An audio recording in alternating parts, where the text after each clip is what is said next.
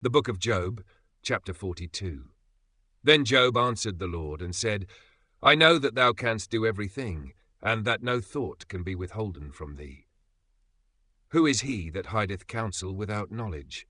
Therefore have I uttered that I understood not, things too wonderful for me which I knew not. Hear, I beseech thee, and I will speak, I will demand of thee, and declare thou unto me. I have heard of thee by the hearing of the ear, but now mine eye seeth thee. Wherefore I abhor myself, and repent in dust and ashes. And it was so, that after the Lord had spoken these words unto Job, the Lord said to Eliphaz the Temanite, My wrath is kindled against thee, and against thy two friends, for ye have not spoken of me the thing that is right, as my servant Job hath.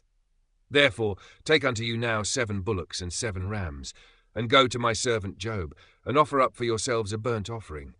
And my servant Job shall pray for you. For him will I accept, lest I deal with you after your folly, in that ye have not spoken of me the thing which is right, like my servant Job. So Eliphaz the Temanite, and Bildad the Shuhite, and Zophar the Naamathite went, and did according as the Lord commanded them.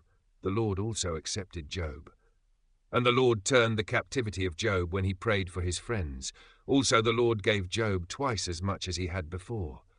Then came there unto him all his brethren, and all his sisters, and all they that had been of his acquaintance before, and did eat bread with him in his house. And they bemoaned him, and comforted him over all the evil that the Lord had brought upon him. Every man also gave him a piece of money, and every one an earring of gold. So the Lord blessed the latter end of Job more than his beginning, for he had 14,000 sheep, and 6,000 camels, and 1,000 yoke of oxen, and 1,000 she-asses. He had also 7 sons and 3 daughters, and he called the name of the first Jemimah, and the name of the second Keziah, and the name of the third Keren-Happuch.